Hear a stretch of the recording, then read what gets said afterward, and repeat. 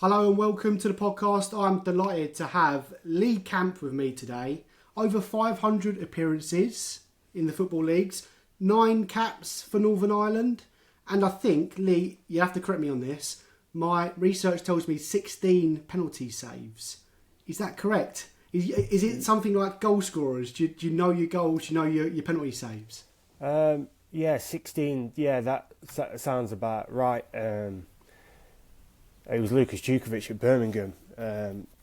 Towards the end of my time there, I saved a few in that second season. I think I saved a few during the restart in the pandemic. So when we could actually get within earshot of being able to speak to one another, he sort of went, "Oh, do you know this stat?" And to be honest, it's something that I hadn't really heard of. And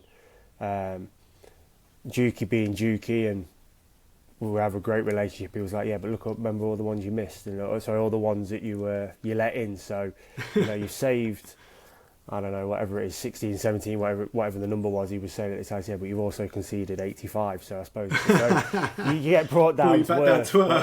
But, it's not something, like I say, it's not something that I never counted or never really thought of until he brought it up during that time, which was probably one of them things that people were bored and reeling out random stats, and it's quite a nice one when I think that's a great record.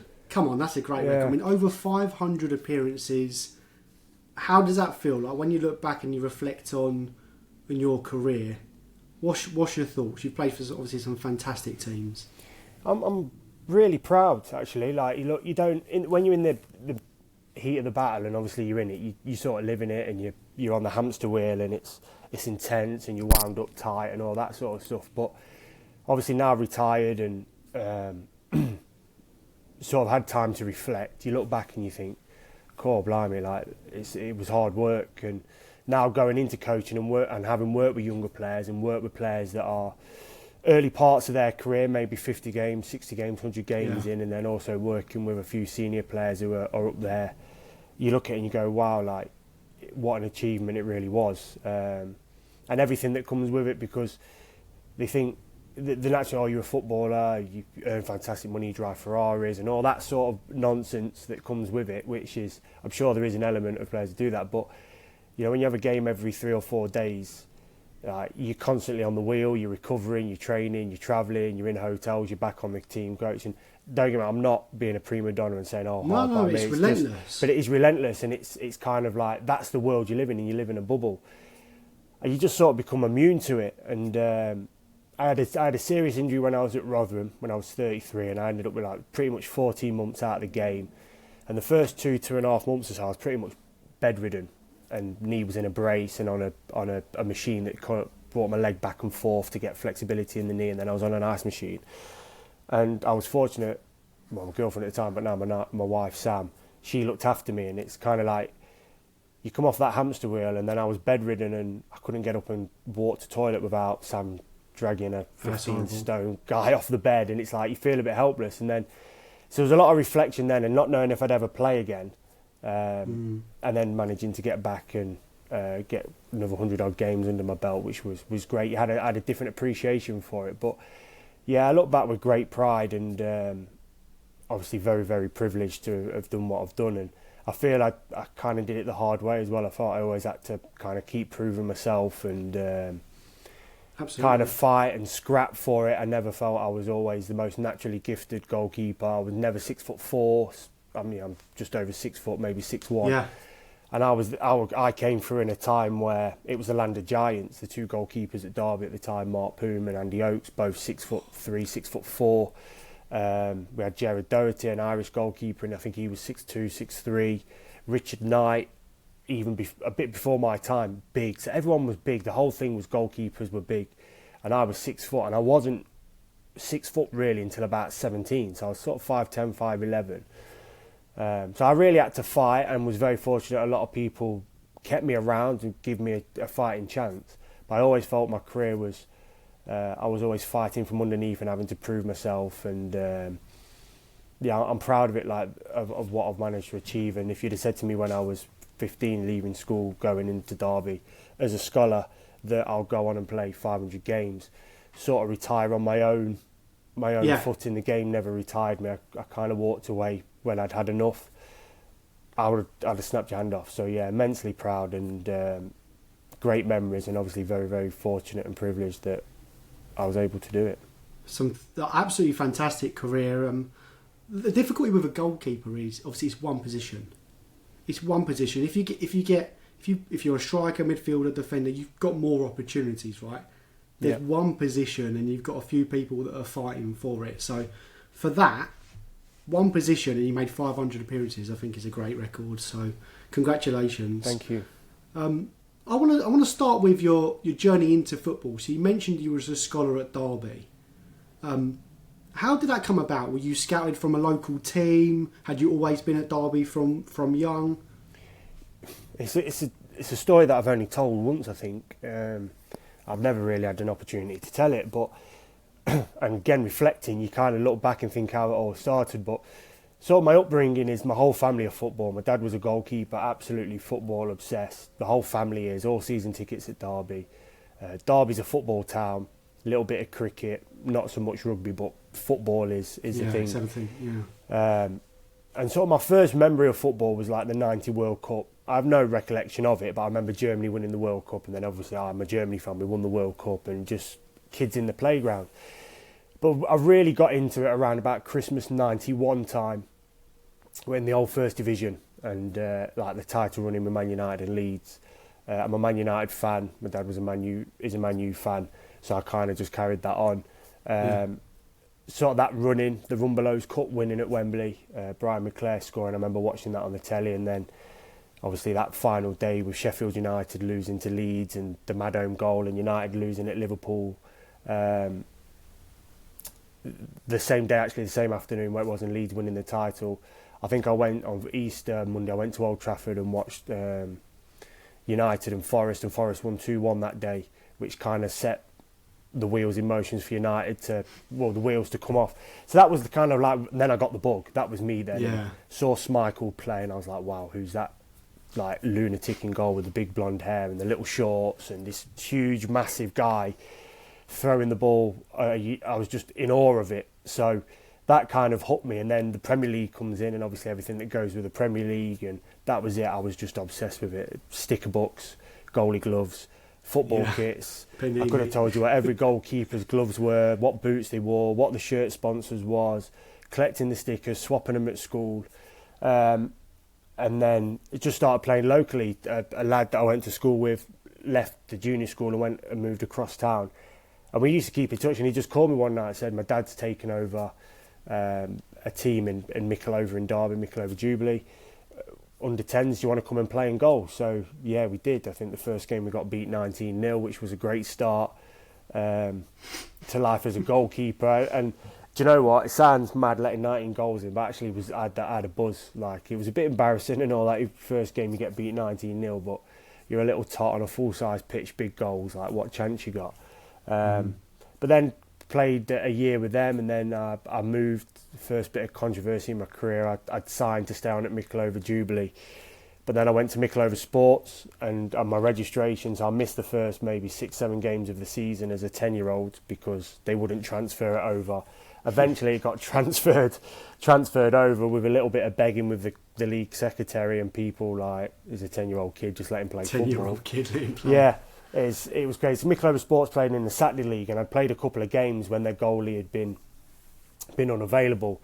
But then they moved over to play in the Sunday League, and the goalie was, I want to be a right winger now or something. So they asked me if I'd come and play, and I wanted to go across and play with them. A couple of my friends was there, and they were a slightly better team, and they had a chance of kind of competing and winning the league and all that sort of stuff. So managed to get it done. I had a couple of years there, but I got scouted. I never actually got scouted for Derby.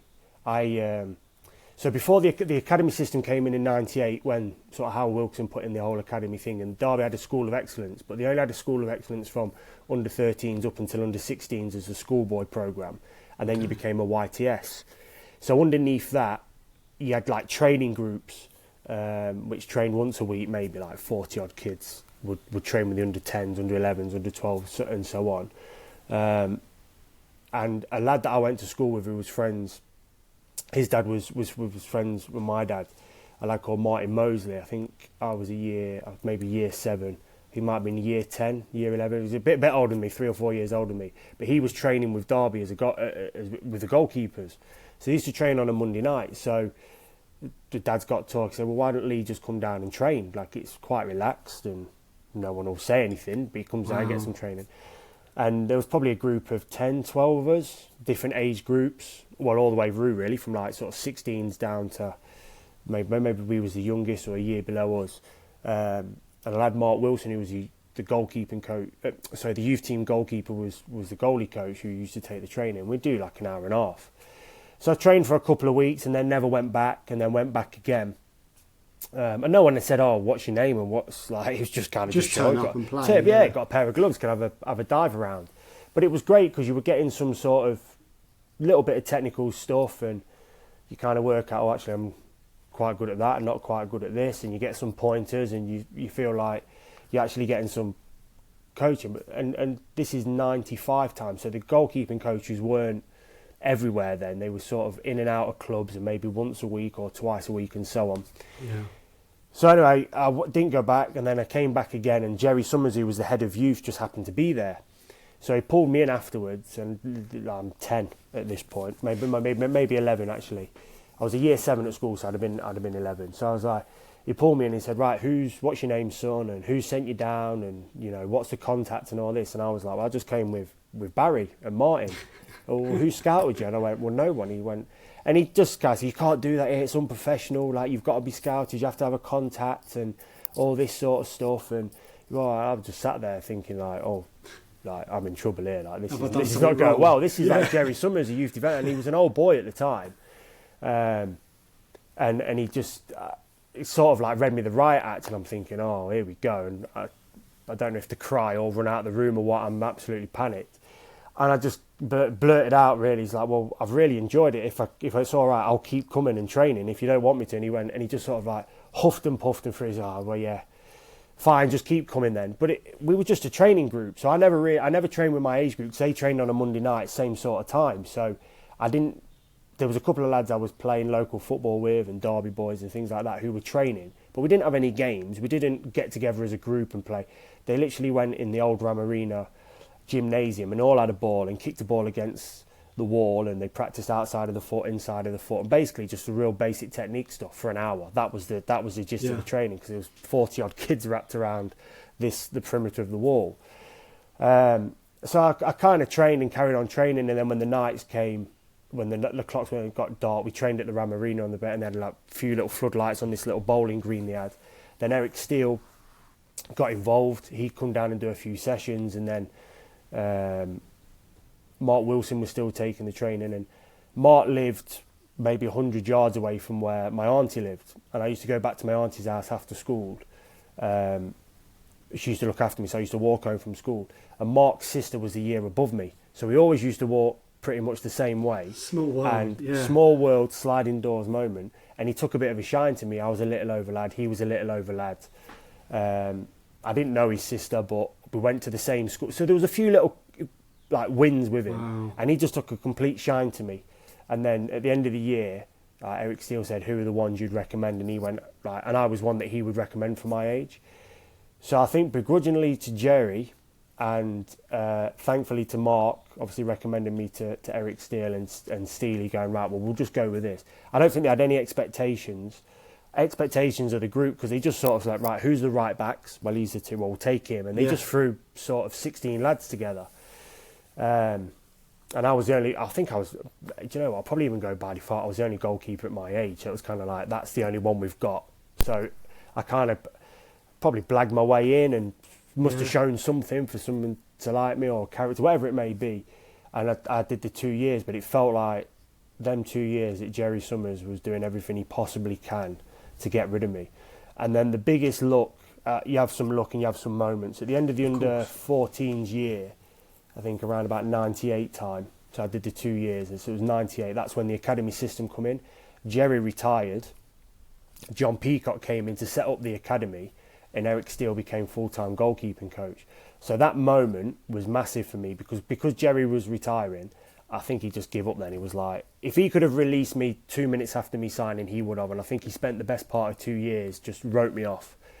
But Steely backed me and kept me around and kept me alive and given me a chance. And then goalkeepers had come in and no one had really been able to prove they were better than me.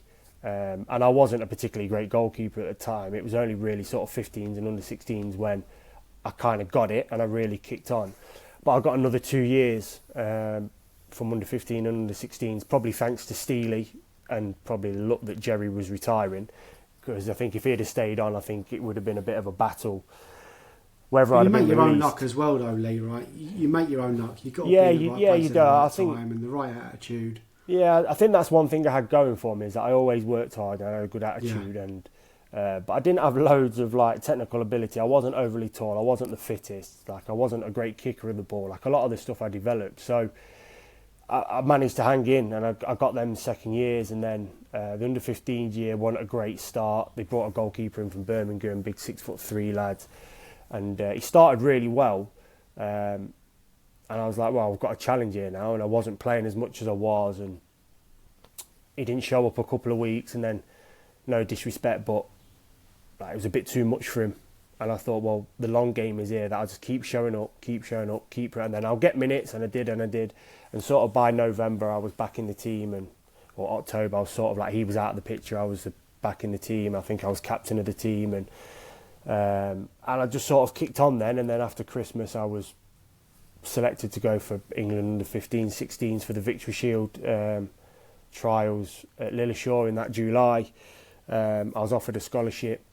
And I sort of kicked on then, like where I was at the start of the under 15s to kind of where I was at the start of the 16s was night and day. I think I'd come through a period, bit of a development, bit of a growth. But probably more, we was training a lot more when the academy system come in. There was a bit more training. I think we was training 3 times a week, maybe 3 nights a week, and on a Saturday play. So there was a lot more commitment, and it was all about the academy then. It was all about Derby. So I mean, I had great coaches. Eric Steele, Ted McMinn was in coaching, Darren Robinson, John Peacock, ex-FA man, was the academy manager, brilliant. Stevie Taylor was used to like really, really good coaches, really solid, hard, kind of like that old school baby boomer sort of coach where they're in your end, like, you know, you do as you're told kind of thing. But it's not a bad way of doing it because you kind of knew the standard. Like there was no grey areas. Where like you have to get to this standard, and if you're not, there's no grey areas. Like we're here, and this is where you need to be. So that was really good, and that's the kind of leadership I needed at that point, is to be really direct and like, this is what you're doing, this is what you're doing, keep doing it. And that kind of suited me in terms of how I kind of resonated to it.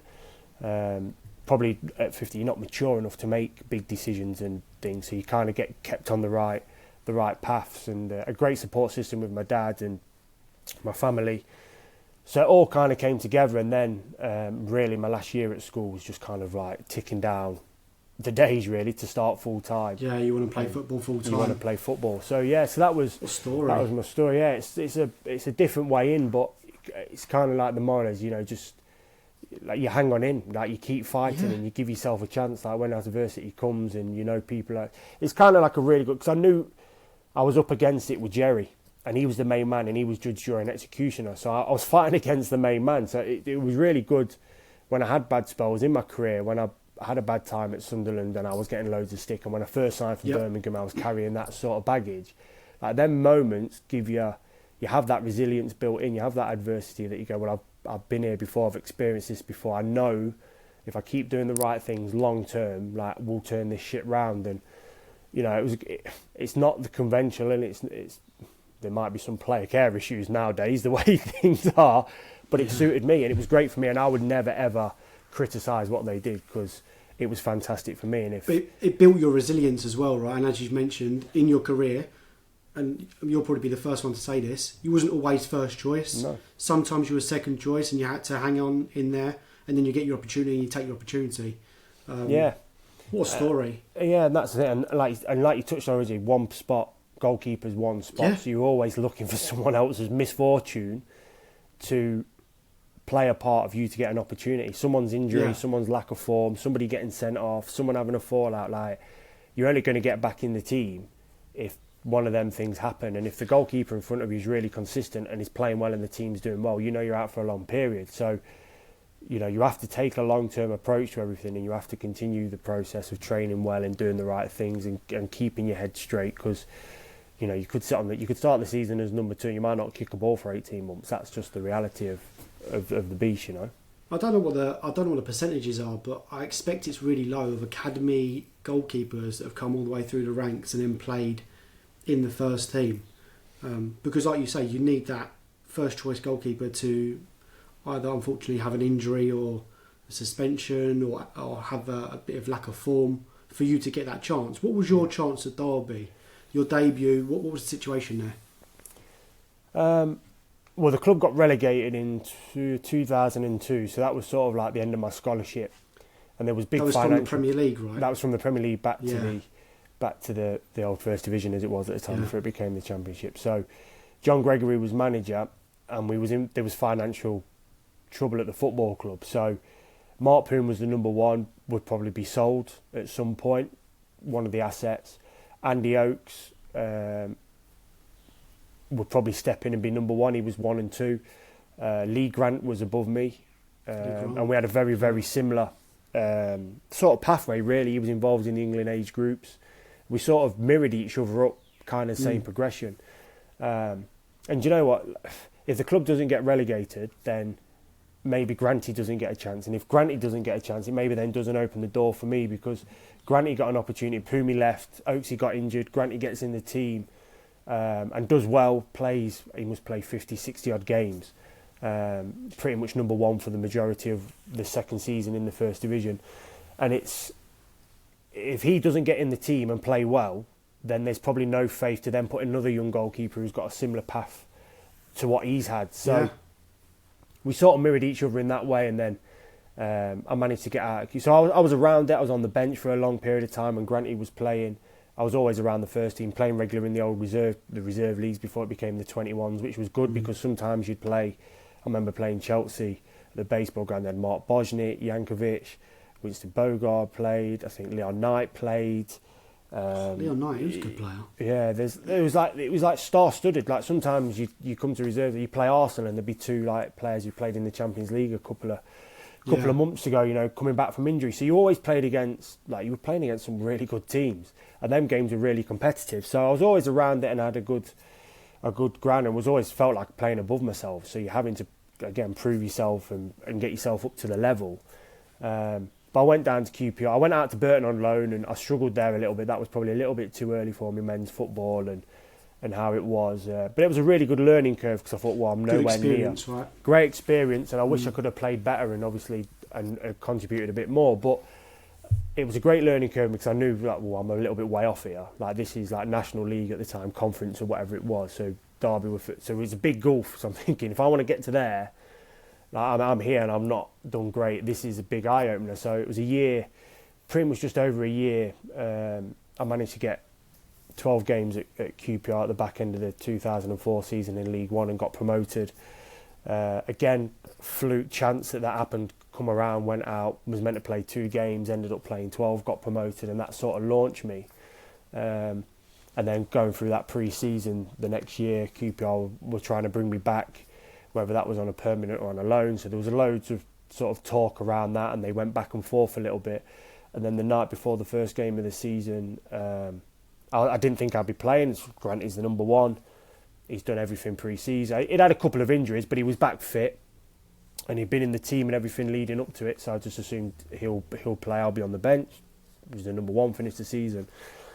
And the goalie coach at the time, Malcolm Webster, pulled me. We were playing Leeds at the first game, on Sky. It was to open the season. Leeds had just been relegated from the Premier League, so it was the 12 o'clock, 12:30 kick-off, and we travelled up to Leeds late Friday afternoon, Friday evening. I think we trained, went away, and then we travelled up maybe 7 o'clock or something, and just went to the beds, and then obviously for the game the next day. And when we got to the hotel, Mally always used to drive, because he used to live Cambridge way, so he used to drive his car for after the games. He was already at the hotel, and he just pulled me to one side and he said, "Look, I know you're probably disappointed you're not playing and all this sort of stuff," he said, "but George has asked me who should play in goal tomorrow, and I've said you."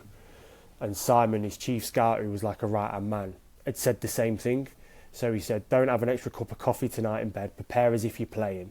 In all my years I've worked with George, he's never gone against anything I've ever said in terms of the goalkeepers. So I expect him to continue it. So be ready. And he pulled us, me and Granty together on the walk the next morning, and he just said, Campy will start, Granty you'll be sub. Probably should have pulled Granty to one side, really. Looking back, it was a bit awkward. Did it at the same time. But Granty was great. He supported me fantastically well, and that kind of launched me. Then that was me off and running. Wow, and it's probably the same for Lee Grant, right? He probably, if he reflects on his career, that would have been a moment for him where he's gone, okay, well, this is another challenge that I need to overcome, and healthy competition between you and him on who's going to sort of like move forward being the number one. But the loan spell has obviously helped you.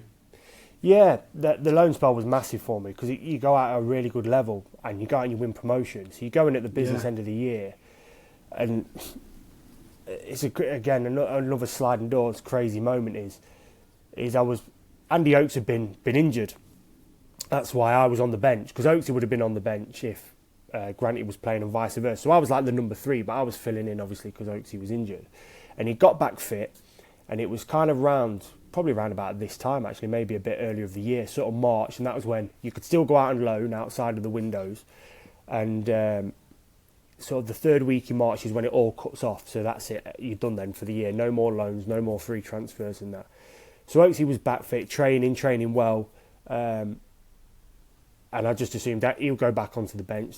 Derby was struggling a little bit, so experience, and if Granty got injured, I think there was a time Granty was ill, and they was talking about putting me in, but he recovered, and I think that was a little bit of panic then. It's like, oh yeah, Campy will be all right for a game, or if he has to come on. Yeah. But actually, to run with it, I didn't really have.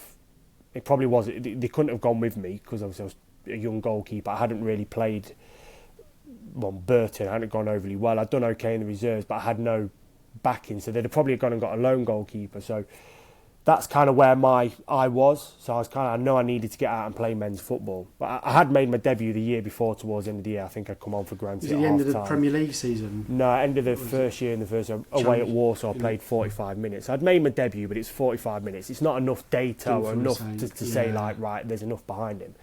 And I knew that. I was quite realistic. I understood that. And the club was surviving to stay in the first division. If they'd have been mid-table, nothing to play for, it might have been different. But I remember Granty being ill, and there was a bit of a clamour and a bit of a worry that if he's ill, like, we're going to have to play Campy, and which is fine, which I get. So I kind of knew I'm going to have to go out and play some football here at some point. But anyway, I digress. So Oakesy gets back fit, and he's training well, and he's due to play in a reserve game down at Charlton. So I trained in the morning with Granty on the Tuesday, and the reserves were leaving at like 1 o'clock to go down to London, go and get tea and toast somewhere, and then go down to the Valley. But Oakesy rings up. He's got twin girls, and they were very young at the time, maybe one and a half, 2, and they'd been ill. So he'd rang up, and he was ill overnight, and he was struggling. So they were like, Oakesy can't play. So Campy, can you get on the bus? So like I remember coming off the training ground, I was completely oblivious to this, caked in mud and wet through. It's like, right, the bus is leaving in 20 minutes. Can we get ready? So you run in and like have a quick shower and grab a tracksuit or whatever it is, and you throw it on, and like just a panic, just absolute tears. Jump on the bus, still sweating, all that. You're thinking, right, I've not got my match gloves. Have I got my match gloves? And I think I had something in the boots. I don't know. You get there, you think, oh Jesus, right, what's going on here? So you get down. We had a hard session, so I was knackered. I was knackered from the session. So I think I remember having a kip on the bus and didn't even get any lunch. I ended up having like a sandwich on the bus or whatever. Got down to London, tea and toast, ended up at the Valley and ended up playing. I can't remember the score or whatever it was, but played okay, just the usual stuff, tick through, good crowd, great to play at the Valley. They had a couple of first team lads, they were Premier League at the time, so think nothing of it. So we get back, and then we're training on the Thursday. I can't quite remember the timeline. I don't know if it was that Thursday or 10 days later or somewhere around that time. I remember thinking, Oaksy's fine, he's back. He'd been back on the bench. I wasn't on the bench. So I thought, no, I'm going to go and speak to George Burley was the manager at the time. So I'll go and speak to George and maybe see about going out on loan before the window closes. Maybe just go and play in League Two or put my name out. I don't know. Yeah. I've not got any offers, but just circle my name. And is it something that he'd be happy for me to do to get some more experience? Which I think he would have been by the case. I remember just being at home one Thursday after, I think I just got from training, it was like 4:30, 5, something like that, and the phone rings, and it's the training ground, and it's the secretary, the manager's on the phone, he wants a speech, and I'm thinking, your heart sinks straight away, thinking, oh God, has somebody heard me say something? I'm going to go and see him, is he good or bad news? You're thinking, here you go, and you're 18, 19, and like, you panic. It's George Burley, like, it's a big figure, like, he's the manager of the club, like, I wasn't the gobby 25-year-old I was a few years later, so your heart sinks, and like, you just feel that nerves and the adrenaline come through, and he's like, Campy, it's the gaffer, gaffer. I'm thinking, right, I've had Ian Holloway on the phone, do you fancy going out on loan to QPR? And I was like, wow, yeah, definitely. I said, do you know what, as it goes, I was going to come and see you tomorrow or Monday about maybe going out on loan. I feel I need to get some games. And he went, well, son, if you want to go, I think it'll be great. QPR, League One, pushing for promotion. Ian Holloway, great guy. I've passed him on your number. He'll be in contact. Right, great. See you, son. See you tomorrow, whatever. That was it. I'm thinking, what a minute phone call that is. 1 minute you're panicking, and then next minute you're thinking, I'm going to be speaking to Ian Holloway. And this was a time when he was doing all his stuff on Soccer AM, like taking birds home and winning at 2 o'clock in the morning, and his mad interviews.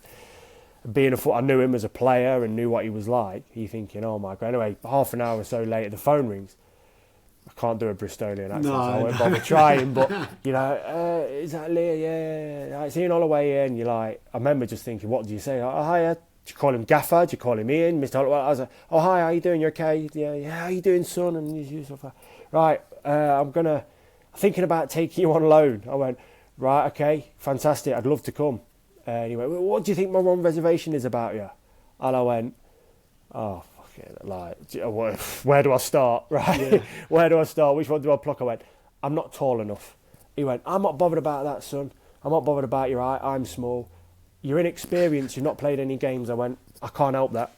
I said, I can't help either of them. I can't help my genetics, and I can't help that I've not played. But I'd love to come and play for you, and if you give me a chance, I won't let you down. He went, I need a goalie for 2 games. And I said, look, if it's 2 games, I'll give you the best. I'll give you the best I can give you for 2 games, and we go from there.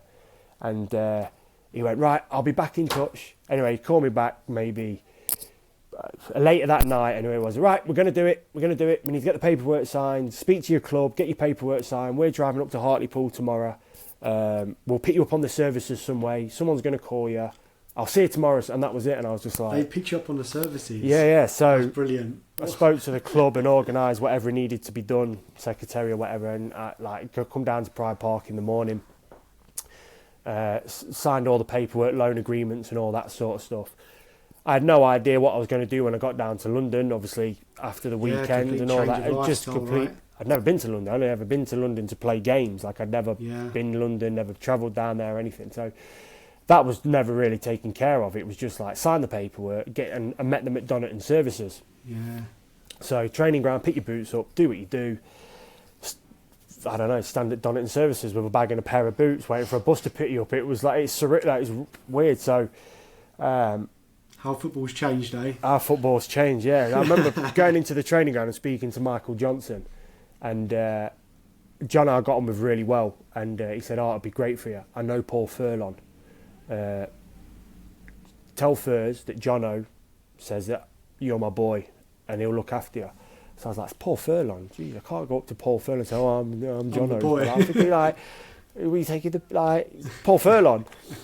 So get on the bus, and he's like Ian Holloway, Kenny Jackett, all the staff, Cat the kit man. Tony Roberts was a goalie coach, but he wasn't travelling because he was still playing at that time. So you're walking onto this bus, right, and then I'll just see all these faces, like everybody at Gareth Ainsworth, Clark Carlisle, Steve Palmer, Kevin Gallen, Martin Rowlands. Like, I know all these players, Paul Furlong, Gino Pallet, like all the lads, and I'm just looking going, right, where do I sit?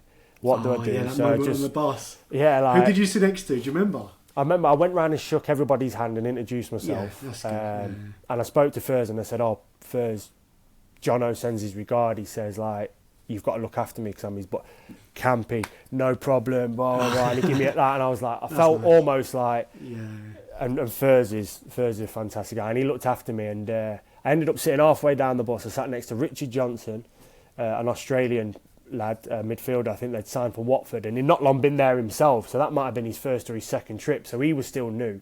And I sat opposite Marcus Bean, who was my age and was a young pro, and we just sat talking, and I think I sat there in like a jazzy tracksuit and a big diamond watch on, like a big Jacobs watch, which was all the thing at the time. And I remember we got to Wetherby, and we trained at Leeds training ground because they drove up, and we were going to train halfway up. And I remember just going through the session, and I just thought, I've got to do something that kind of like stamps my authority, but not look to be doing something. And we went through set plays, and they put somebody on the 6-yard box, and I said, sorry, like why? What are you doing? Kind of thing, like, you know, like in the middle of the 6, like as a zonal man. And I might have been Steve Palmer. So I said, like, what's your job? Because I wasn't used to this, because I never had somebody. But you're just trying to show your experience. Yeah, I'm just trying to say that. So what? Yeah, bit thoughtful and not like overawed by it. Like, what's your job? He said, well, I'm just a zonal man, and I come and edit. And I kind of turned around and said, well, does he need to be here? Like, if the ball comes in there, that's my ball. Like, you don't, like, I'll deal with this. And they were like, oh, right. Authority, yeah. So I don't know if that led, but it kind of gives us a bit of confidence, and then. Because they're looking at this rookie goalkeeper getting on. I'm the only goalie on the bus, so they're lumbered with me. So it's like they've got somebody to play. So that's a big thing for defence as well, right? Because they want to be confident in your ability. I'm sure you've had that throughout all the teams you've played for. Yeah, that's a big relationship, right? Yeah, I think because when you, especially with them personalities, like Steve Palmer, there played in the Premier League for Watford and was like 400 or 500 games in. Clark Carlisle, like what a player he was. I know he's had his issues and that, but what a player. Like you look around, it's like star-studded, like Gareth Ainsworth, Martin Rowlands, Mark Bircham, what a character he is. Like he got blue hair at the time. You look at it going, what's this? This is crazy. The manager's mental. Like you've got to fit in. And I thought, I can't be a wilting flower. So we did the set plays, and I kind of did, and then they put a ball in, and I come and caught it, and I got a bit of a round of applause. Oh, we've got a goalie that catches the ball, and all this and all that. And you kind of feel like maybe you've just, I don't know, broke a barrier, broke something down, showed them something that they would have had reservations. I'm sure they all had reservations that who's this young kid coming in like from Derby, never played. We're pushing for promotion. This is massive for them. Big bonuses on the line. You know, it's like you're going into the real world now where some of these lads probably need this to pay their mortgage and things like that. It's not the money that they have these days, right? Back in those days, like you say, they're reliant on that money. And well, the money that we got promoted and the very small bonus I received, that was more money I'd ever earned in my life. Like it was, and it wasn't it's not life-changing money, and it wasn't a huge sum of money that once you paid your tax, it wasn't a deposit for a house or you weren't buying a car with or anything like that. But I'd never earned that sort of money. Like I wasn't overly well paid at Derby. Like I was financially, so I was like, well, I could, if I play like 5 or 6 games and we get promoted, I get that. Like that's more money than like I've ever seen. Do you know what I mean? So that's the reality. That's the real world. That's what happens. That people are playing for win bonuses and playing to like make sure the houses are paid and like. So I think they needed to see that, and I felt better for it because then all of a sudden there's a little bit of acceptance and everything. And then we're off and rolling. Like we played up at Hartlepool the next day. We win. We play Wrexham on the Tuesday. I just drove down to London on the Sunday. Checked into a hotel. Like no satellite navigation. Just had a piece of paper from Kenny Jackett. Right, you get on the North Circular. You turn right here. You go down here. You turn left here. And I remember having a piece of paper that Kenny wrote out for me. No way, that's brilliant. Yeah. Come down the M1 to the bottom. Got on the North Circular. Turn right. Go towards Acton. Follow the signs for Acton. You need to turn left here, and there's a hotel on the corner. You go in there, your hotel will be booked to it. I was like, that is brilliant. No WhatsApps, no PDF files, no Google Maps, no nothing like that. It's like all the, and I've never, to be honest, that was probably about the furthest I'd ever driven as well. So I'd never been to London, like I said. So this whole experience was just completely new, and we trained on the Monday, played Wrexham on the Tuesday, we won. Chris Day was the goalie at the time with Nicky Culkin. Nicky was out for the season with a knee injury, and Daisy he'd had an injury, and that's what left him with no goalie for a couple of games. But he was back fit, and I thought, well, I've had 2 games, we've won 2 games, Daisy's the main man, no problem. Like, I'll be back They called out. you back in. Disappointed, obviously, because you're enjoying it and you're loving it and you're thinking this is great and it's been a good start, and he didn't say anything. He just named the team, like Campy's in goal and off and running, and ended up staying in the team and getting promoted. And what feeling? yeah, Probably. winning promotion at Sheffield Wednesday away at the last game of the season. Wow, amazing! Far end full, Feeling, 6,000 odd fans outside the ground. Like, people couldn't get tickets, storming it. It's just wow, whirlwind. But probably the most enjoyable 12 games of my career, I'd say, in terms of the success. Yeah, I think so. With the way it was, having that impact, going in the crunch period of it, like for my own personal thing, I couldn't really win here. I could only lose. Do you know what I mean? Because if I go in and balls it up, I've ballsed up there all season. So I'm kind of like. And then also, what happens to your career from there? What happens? Yeah. So you go in. You've had a bad time at Burton. You've had a bad time at QPR. Where'd you go? Like, are you not capable of cutting it? Do you become a number 2 and number 3, and do you drop down and do you have to go really low down to prove yourself? And then obviously, it's a quick slope down, but it's a really hard one to climb back up. But do you know what? That group of players, that management staff, that football club, them fans, like that, they're special. That period of time was incredibly special, and the fans took to me, which really helped. The players took to me, which really helped. They all helped me. They still do, don't they? My understanding is QPR fans still have a good yeah. I've always had a great feeling. I went back a couple more times and that, and I always had a great feeling. But people will say, which is your favourite club? And I had good spells. I really enjoyed Birmingham at the end. I had a great spell at Forest where I probably played my best football and was on the brink of doing stuff. But no, QPR, them 12 games and that football club, something special to me, because it launched me, it gave me to. But the people, like, people are people, aren't they? And that's what it is. Like, people create cultures, environments, and I have to say, like, that was dog eat dog. But they could have nailed me and, like, not looked after me and gone, well, young kid. But no, they were different. It was a different breed. There were some fantastic people in that changing room, and I was proud to be a part of it. I was proud to play a little bit of it and have a little bit of that history. It was a great period, and obviously then that really did launch me. Then that gave people confidence that, wow, he's gone out there, and not just probably like the ability, but actually like the maturity and like the mental toughness, which I think I always had, and the confidence. And you can bang a lot of drums. Someone always told me, like, if you're going to bang the drum, make sure you can walk to the sound of the beat, kind of thing. Like, if you're going to tell people you're good, make sure you can back it up. And I was kind of like a little bit of that Derby. I want to go out on loan. I want to play. I want to prove myself. I want to do that. Well, what an opportunity! Like, bar going to Bristol City or Plymouth in League One, I wasn't going to a better opportunity because they were the two teams that were competing to get up. So I've dropped down a level, got promoted back up to. Like, I got the best opportunity I possibly could. So, if you bang the drum, make sure you perform, and thankfully I did. I'm hoping we can take some of this conversation into obviously what you're doing after retirement. But just to name some of the clubs that you played for here. So obviously QPR, you went and played at Norwich. Big fan base at Norwich, big stadium there. Nottingham Forest, where you played the most of your football. You've got Bournemouth. Obviously, Bournemouth are doing great now in the Premier League. They've been there for quite a while. Rotherham, played some great football there. Rotherham, I think did you get player of the season at Rotherham? There, Birmingham. I think I've actually watched some clips. Birmingham, looked like you had some great football there. Some great saves.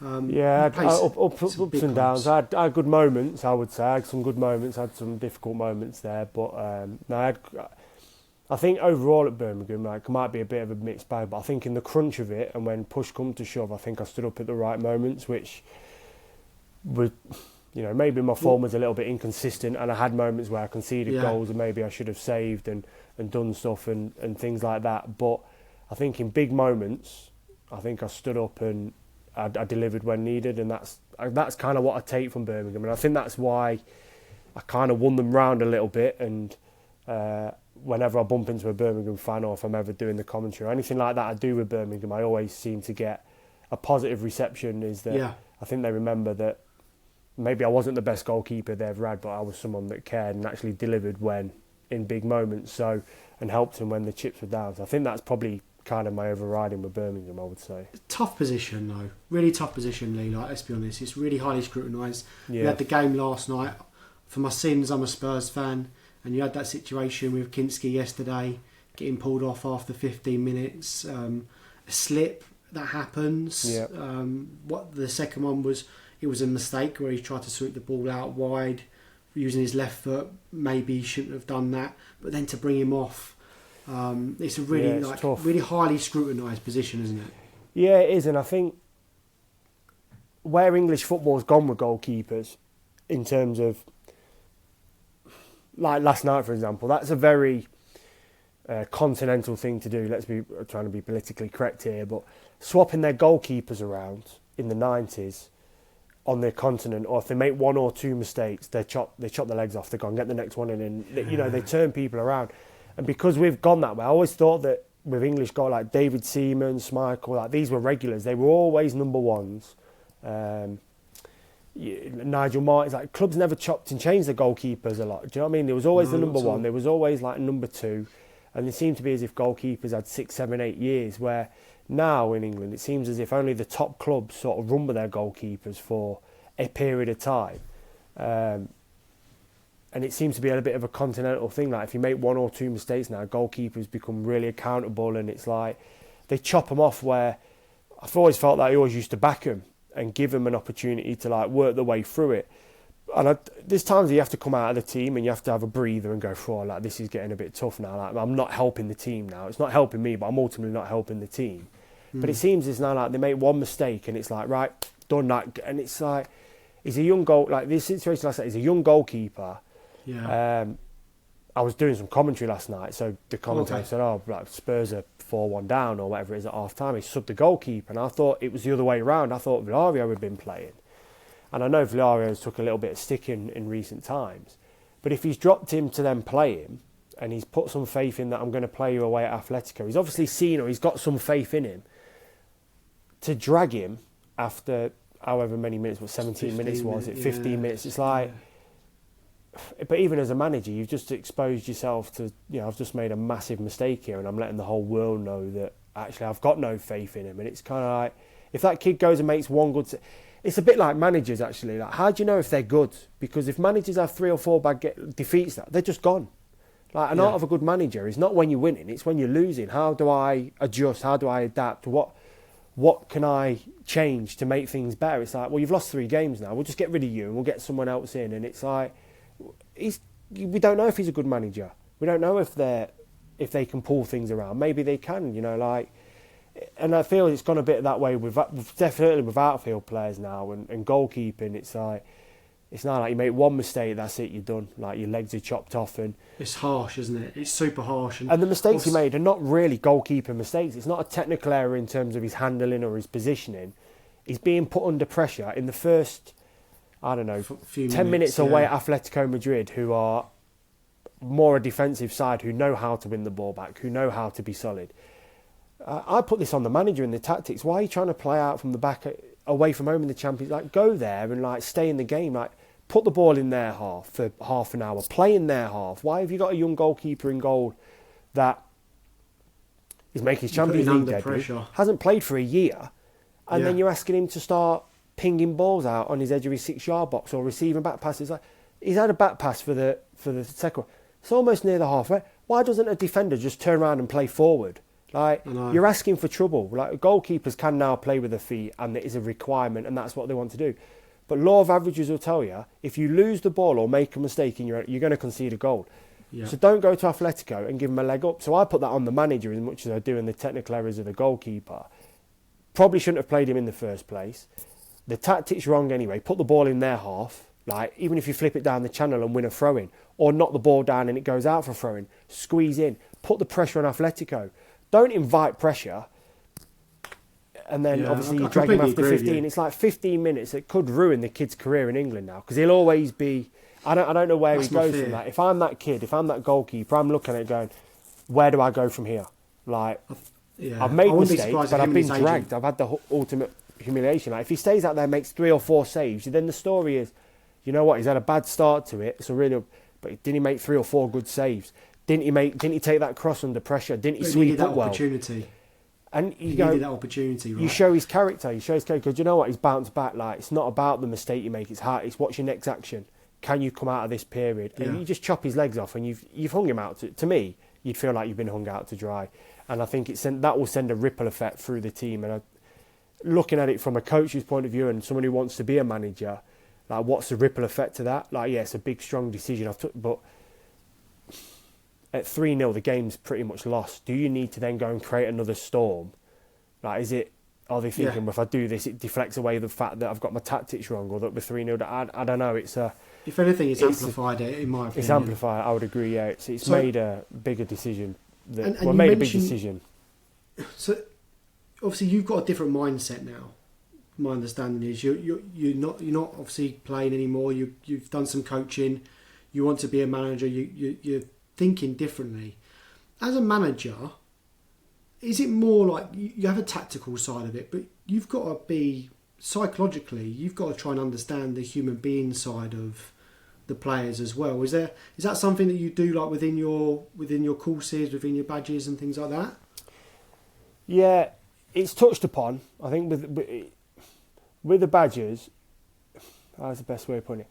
You kind of you sort of A licence and your B licence is about developing you as a coach and how to get your points across, get your sessions across. How do you layer your sessions? How do you develop your sessions? What are your sizings? All the sort of technical stuff around coaching that helps you with, and then you do your hours and you get your qualifications. The pro license was a little bit more on sort of the psychological stuff, dealing with the media and all that side. So there was no coaching involved in that. That was more a lot of stuff around well-being and things like that, which is more of like the pro license you have to manage in every top league in the world or at international football. So it's like a UEFA qualification. Well, they're all UEFA qualifications, but it's signed off by UEFA, where I think your A and your B license is signed off by the federation, but your work and your coursework and your stuff goes to FIFA. So they have to kind of sign off it. So there's a lot of things like presenting, your philosophy, and how do you develop this, media training. So there's bits and pieces of it, but I totally agree with you. I think now we've gone into such a realm where the best managers for me are the best psychologists. And not psychologists that they sit there with the things on and they take notes and they sit on a couch and your Zen moment, you fall asleep. Their understanding of people is the thing that does them. So it's the man management side of it, the people skills, the soft skills. And I think I look at like the managers that I've worked under, the best managers have been the best psychologists in terms of understanding the dynamics of the group, understanding the individual, understanding how it all pieces together. And I think a lot of my coaching is based around that. I think I'll never ever, and I never will be, an amazing coach, because I don't know what an amazing coach is when they talk about, oh, he's got loads of detail and he does this and he does that, and it's kind of like, great, like what detail is in it getting players to pass the ball to one another? Like, coaches dealing with 8-9-year-olds who are learning the game, that's where your detail comes in. If you're dealing with like players at Premier League level or Championship level or first team, I shouldn't be coaching a 22-year-old 200-gamed player how to pass the ball correctly. Like, that should be a given. Like, you're getting into him and going, right, how do I get the best out of them? How can I make him play well for 46 games? Keep him hungry, keep him right, keep, the dynamics and all this stuff. And I think we've gone into an era now where everyone's got so obsessed with Pep and the way Pep plays, and the big thing is like, what's your philosophy? What's this? What's your methodology? What do you do with this? And it's kind of like we're just reinventing the wheel a lot of the time. Like, I kind of work on pass the ball forward, run forward. The idea is to put the ball in the goal at the other end. So let's pass the ball that way, and let's run past people so they have to run back. Like, really simple owners? Stuff. Like, have you had conversations with owners or sporting directors or CEOs? Yeah. Do they ask these sort of questions then? Yeah, like, they what do. Is your football philosophy? Okay. Yeah, it's like part of the application is you have to present your philosophy. If you get into the room, I've been in the room with some CEOs and interviewed for jobs, and kind of you put yourself across, but it's know your audience. Like, if I'm interviewing for a job at National League level, I'm not going to walk in there and go, right, this is my philosophy, I'm going to play like Manchester City. I'm sure the owner would love his team to play like Manchester City so he can have his mates and he can broadcast it and go, look at my team. But with respect, the players can't do it. So a good manager can adapt to what he's got. And it's like, if you want me to make a chocolate cake, don't give me the ingredients for Victoria Sponge. Do you know what I mean? I'm going to work with what I've got. And I think good managers, good coaches adapt. And they adapt their way of making that group work. Because the reality is, if I say I take a job in September, I can't sign anybody. I can't bring anybody in on loan. So I've got a group of players. So if I look at it and go, well, I want to play 3-4-3 with a box midfield and I want this guy to go really high here and I want him to go there, and I go, well, that's going to fail because I've only got 2 centre-halves. So who's going to be your third? So you look at what you've got and you go, right, this is how I think the team should look, and this is how I think I can get them playing, and you obviously do your research and you study stuff, and then you go, right, well, I think he's a right winger, so let's play him on the right wing. Let's not play him inside, because how does he, like, what's his psychology? Where does he feel comfortable? Because if he doesn't feel comfortable, he's not going to play well. So if he's a right winger and he's been there for 10 years and he's used to playing against a touchline and having a fullback coming right up tight to him, and he works in these tight areas, if you put him in the centre of the pitch, geographically, he's going to be different for him. Yeah. And the same if sometimes you put a right back into midfield to roll in and overload and all that, and he gets in there and he's like, whoa, too much going on for me here. And it's understanding what you've got behind me. Yep. Yeah, and as a goalkeeper, see, like if I ever went into possessions, if I stood in the middle of a box and went, right, you're the spare man, I had no chance, because I had people running behind me, I had people coming from behind. Like, my whole game was here, so I had nothing here and there. So it's a completely different way of playing, and players are like round pegs in round holes in some respects. Some of them are like excellent right wingers, but they're not a great centre midfielder. Like, they're a master of that and a jack of a few other trades. And I think the psychology of it and understanding people and understanding that they want to know that you care and that you want to make them better and that you're there for them. And that's where I think coaching's gone a little bit now and management's gone a little bit, I'm here for me. This is about me. This is about my philosophy. This is about how I'm going to do it. And screw your club and screw what your fans think, and no, this is me, this is my show, this is how I play, this is how I do it. And it's like, that's great, but you keep losing. Do you know what I mean? And like, the last 5, 6, 7, 8 games, there's been managers in recent times been sacked. Galley up at Barrow, 5 games, lost 5 and 5, sacked. Eric Ramsey at West Brom, 9 games, sacked. May have fantastic presentations, may have a great philosophy on football, but the reality of it is you get in the West Brom changing room and can you deal with them players? Can they deal with the players? Because Jack, the reality is I've been that player, and I've sometimes had managers come in and I've seen managers that have said something to a player and I've gone, whoa, that player's going back at them. And he goes back at them, and if that manager doesn't come back and cut his head off straight away, the manager's done. You're done. Yeah. Because there's that respect. You've got to have that authority. And I sometimes look at some of these managers going in and they go, yeah, they look good looking guys, like lovely hair, look good in a tracksuit, probably look good on social media, probably presented really well.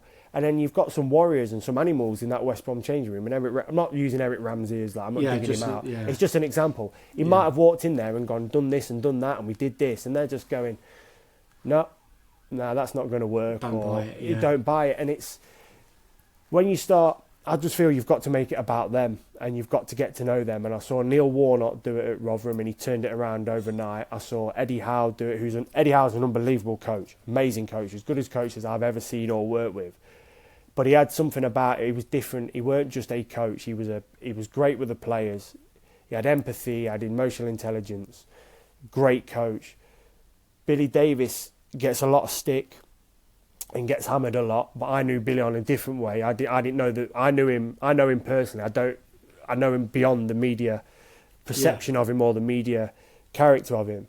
And he's a clever bloke, really intelligent, understands how to get a group together. George Burley was the same. Gary Monk was really clever of galvanising a group and getting it together, understanding what he's got, how can I make this be successful.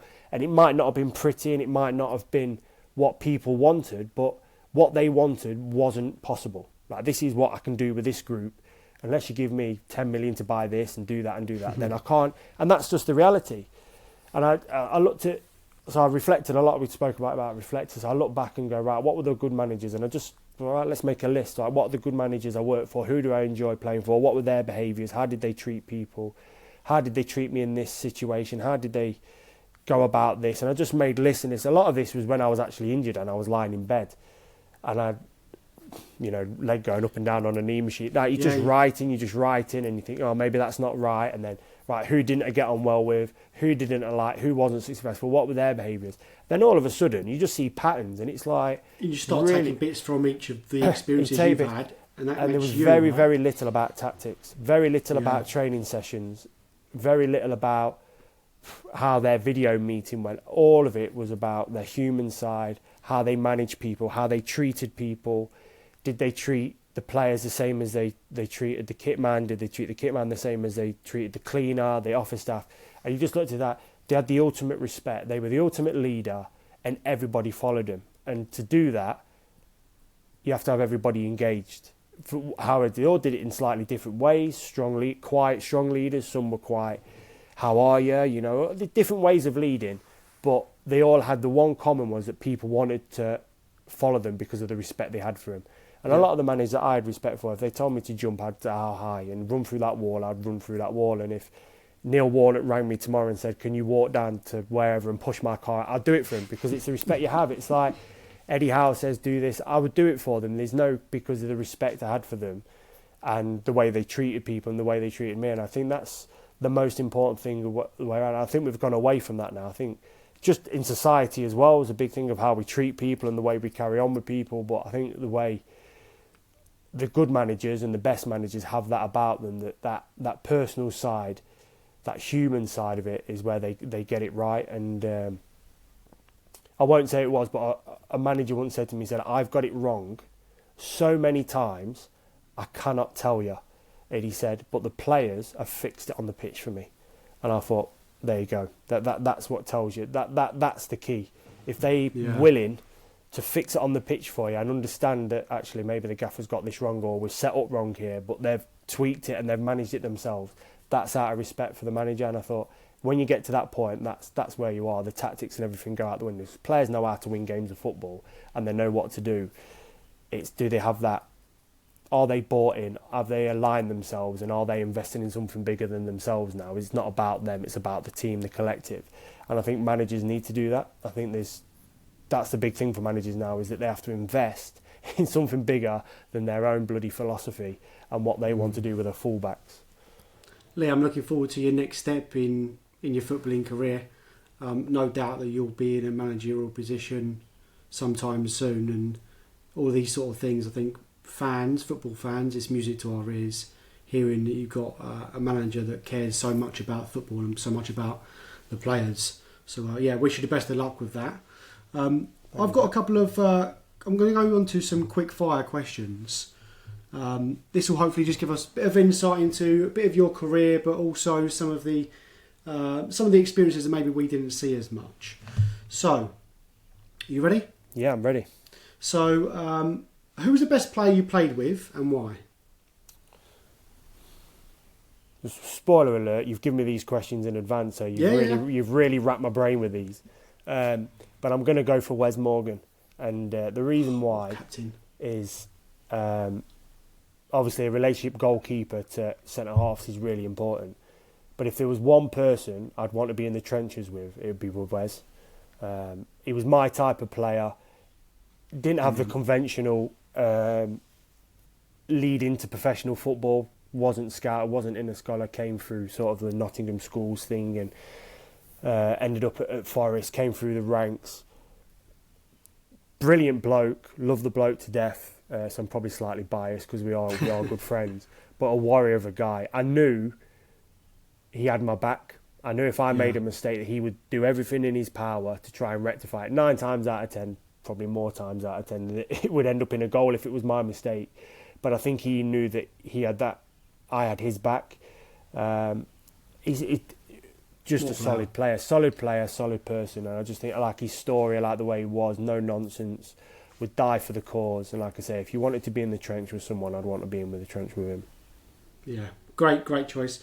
The manager you connected with the most? This is hard, really, because I think I've been fortunate. I've worked under Neil Warnock, and Neil Warnock looked after me when I was injured, and he took me to Cardiff and gave me a chance, and I'll be eternally grateful for that, for what he did for me. I thought Eddie Howe really educated me, really changed my way of thinking about football and coaching, and he's had a big influence on it. Billy Davis, we got off to a bit, not I wouldn't say a rough start, but people think we had a rough start because he come in at Derby and I moved on, and then he signed me again at Forest.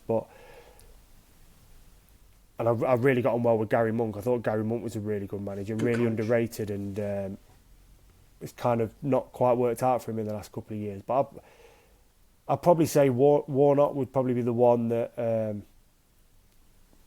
I probably connected with the most. Probably see a little bit of myself in him. Like he's a bit out there. He thinks about things in a different way. I just like the way he went about stuff. I really do. I think he had very similar brains, probably. Like super intelligent bloke, sharp as and he's back at Torquay now. But what 77? Let me tell you, he'll be as sharp now as he's ever been. Like he does not skip a beat. And he does not miss a trick, and I can vouch for that. He certainly doesn't miss a trick. But I'd probably say him for what he did for me on a personal level, for the genius what he brought into Rotherham to save us, how he managed the whole situation, how he managed me, how he managed the group, how he managed the football club, the way he galvanised everybody. He really grabbed me. He really He's grabbed top. me. He's top. And if Neil Warnock is listening, come to Tottenham, mate. We need your help. Hey, he's punting himself about. He's trying. One save that meant the most to you. I'm going to go with a save I made at Hartlepool on my QPR debut. I know we spoke a little bit about it. I think Give we you spoke that confidence, right? Yeah, I think we spoke a little bit about obviously getting on the bus and the training session and sort of breaking that ice with the lads and getting that little bit of confidence. But I made a save just before half time, a 1-on-1. It was a decent save, and we ended up winning the game. And I think that kind of launched me with the lads and the fans. Then I think that because obviously there's reservations then, isn't there? Like I say, young goalkeeper. I think that save always stands out. That's probably like my first really big important save in the Football League. I made a few on my debut, but that didn't really have as much impact. I think that for the whole over it, I think that probably launched me, and I think that's a memorable save because that kind of gets the ball up and running. And it was an important save at the time, and that's probably my most important, maybe my favourite one actually. That's a great choice. I did see one where I think you saved the penalty at Forest and then you saved the rebound as well. Can't remember. Yeah, possibly. Yeah, I can't remember. I watched a video of that. It was great reflexes. Right, I'm going to go on to some super quick fire ones now. Yep. Best stadium you played in? The new Wembley. Oh, nice. Loudest away fans you experienced? Away fans. Possibly Derby at Forest or Villa at St Andrews for the Birmingham. Maybe Villa. Maybe Villa edged it because that is a big one. Most skillful player you played with? I'm going to say Abdul Turat at QPR. I don't want HMRC to come and check me on this. That I ever played with him. I was certainly in the building, and he was certainly training with us. And I think he came in on loan from Tottenham right at the very, very start. I'm not sure if I played in a game with him, but I certainly trained with him. He was unbelievable. He's probably the most skillful, natural player. Players have skills, but actually to deliver it in games and do it, I've never seen anybody like him. He was unbelievable. Yeah, it's a shame it didn't work out for him at Spurs, but yeah, great player. Funniest teammate? There's a couple. When I was in the England 21s, we had Jermaine Pennant and Anton Ferdinand, and they were crackers. Like a laugh a minute, hilarious what they would get up to. But that was only very short-lived. I'd probably say I'm going to have to go with Seth Johnson. I remember Seth as a young pro when I was at Derby, and he was mad as a box of frogs. And then he went to Leeds and he came back to Derby at the end of his career. And when he come back, he was even worse. So you were never safe. You were never safe with Seth. He was hilarious. He would rip the shreds out of you sometimes in a bad way, but in a good way most of the time. Love it. Hardest trainer you saw? Mark Poom. Mark Poon. What a I player remember he was. when I was doing my GCSEs, I went to the David Lloyd's one evening and he was in there bench pressing more weight I'd ever seen anybody bench press. It was like a Thursday night and he was playing a game on the Saturday or something was going on. I don't know if it was my GCSEs, but I remember being in the gym before I'd started full time and really knew And him. he was in there. And he was in there on a Thursday night, just What a full like, circle moment. big Estonian moving weight all over the place. I've never seen it, and the way he trained dedicated, I've never seen anybody train like him. He was outstanding. Top goalkeeper. Childhood hero. Peter Schmeichel. What goalkeeper? The hardest shot that you faced. The hardest for this racked my brain. This really did my brain. I'm gonna say a player that played for Derby called Esteban Fuertes. He came in. I think he came in the summer of 2000 when I started. They had Brancard Struper, who was a striker, and they brought in, I'm sure his name was Esteban Fuertes, and he could hit a ball like I'd never seen before. And I remember he hit one, and it hit me. Yeah, I remember it hit me on the shoulder, hit me on the chest, and it felt like a freight train had hit me. And it hit it from distance as well. It hit it from like 12, 30, maybe like enough time to get your hands up, but it was that. I just remember thinking, wow, there's a level here. There's levels and there's levels, and that was something I'd never experienced. But yeah, Esteban Fuertes, for anybody who can remember him. I don't know much about him. Okay, nice one. One stadium you hated playing in? I'm going to say Brentford's old one, on the basis as the changing room was so small and it was so uncomfortable. This sounds a bit prima donna-ish, but I didn't hate playing there in terms of like the actual pitch, because I quite like them stadiums on top of you and you hear all the fans and that old school kind of feel like Loftus Road and then Colchester's old one where it was all on top of you and real tight. But simply because it was so difficult, because I mean the changing room when you've got skips, players, managers, tactics boards, boom boxes, all that sort of stuff, I mean, you'd struggle to get 6 people in this changing room. So when you've got a full squad, it's like that was probably why you think, oh, here we go, like no. But that for that reason alone, it's just the changing room was terrible. I bet the home changing room was massive. I think they had the whole side of that, you know, massage tables a lot, you know. So clean sheet or penalty save? Clean sheet. Oh, glove brand that you trusted the most? Sells, always Sells. I wore Adidas and Nike a bit when I was a kid because they chucked a few pairs of gloves at me being involved with the England setup. But yeah, Sells reliable. Sells reliable. Once I got into the first team at Derby, I think I made my debut in Nike.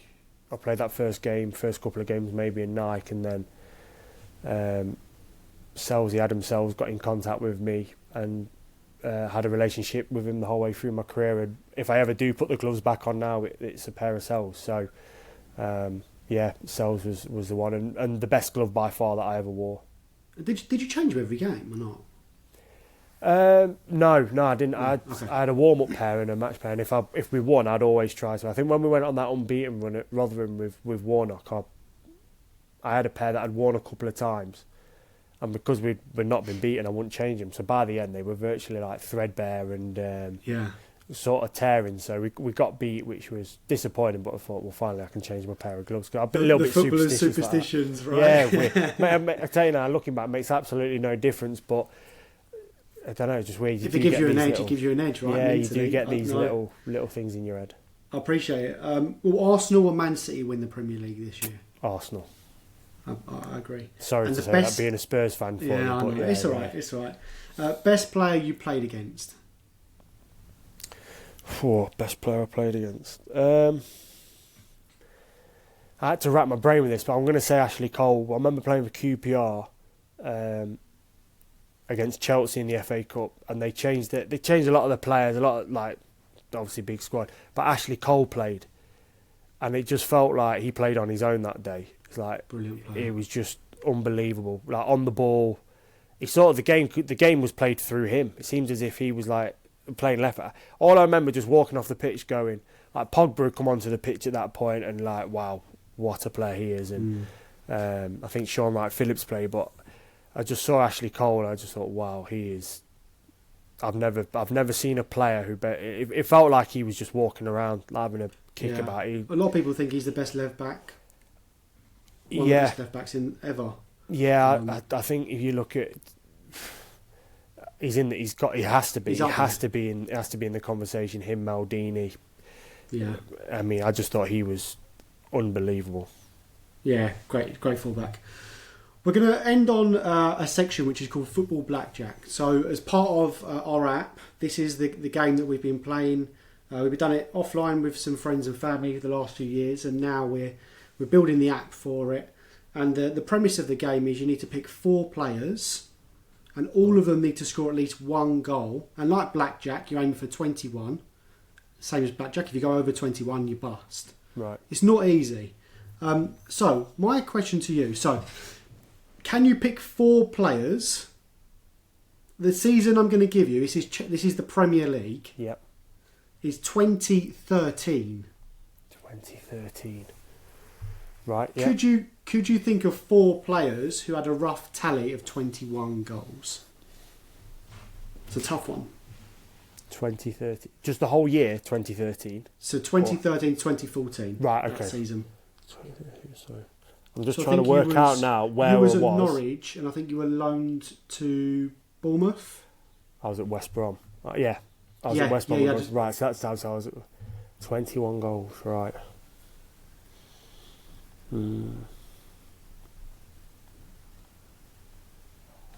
Right, Saido Berahino. I know he scored a few goals. Berahino, what a player. Okay. Let's see how many he got. Ooh.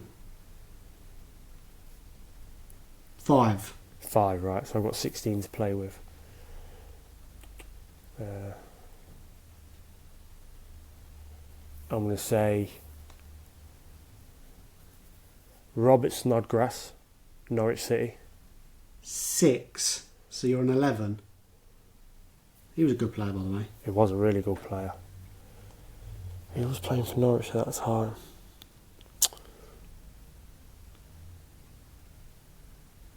I'm going to go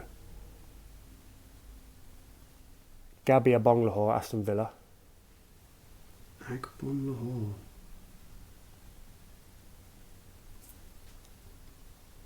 He had one season where he scored loads. Hope it's not this year. No, I don't think it is. 4. So that's really good. So you're on 15.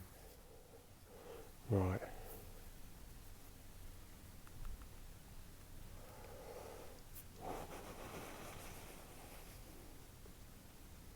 Just trying to think. So David Moyes was manager of Man United. What was that team? I'm going to say Mario Fellaini. Fellaini. Ooh. So I think.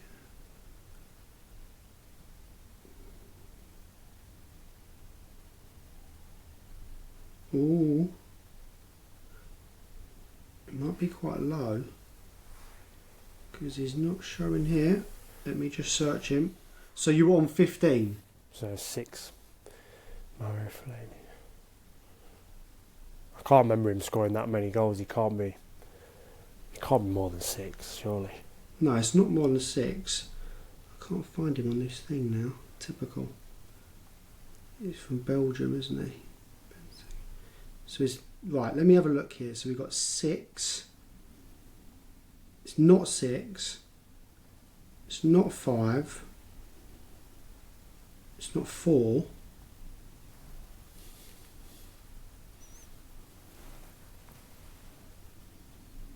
You know what? Did he score? That would be strange if he didn't score, right? Don't say he didn't score. Typical. Right, I'm going to chat GPT it whilst I'm sitting here. Fellaini,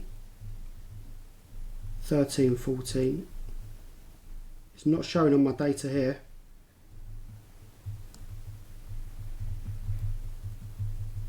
How many goals did he score? Great effort though. Not easy, is it? No, it's not easy. And we have this rule as well, like if someone gets transferred outside the Premier League, then you're out as well. It's right, okay, so you've got the like it makes it, he scored no goals. Oh my I thought it was just me. I thought I couldn't find it in the data. He scored no goals that year. 15 it is then. Not bad though. Yeah, I'll Not take bad. it. I was thinking Fellaini because I know he went in with David Moyes, and I thought he's bound to have scored a few because he was I massive. think it was the season after. I think he actually done okay. Scored quite a few. Did he go halfway through the season that year? Was it like a January move? Or no, it might have been. I think it was a deadline day, maybe. Yeah. Yeah, I think he started the season at Everton. Yeah. Oh. Well, I thought he would got it, but. Well, good guess. Well, Lee, look, it's been a pleasure. I've really enjoyed talking to you. Thank you. Looking forward to see what happens next, really, for your career. Yeah, and thank you. I'm sure a lot of the fans will be following on your journey and wish you the best of luck. But appreciate you coming on the podcast. No, thank you. Thank you for your time.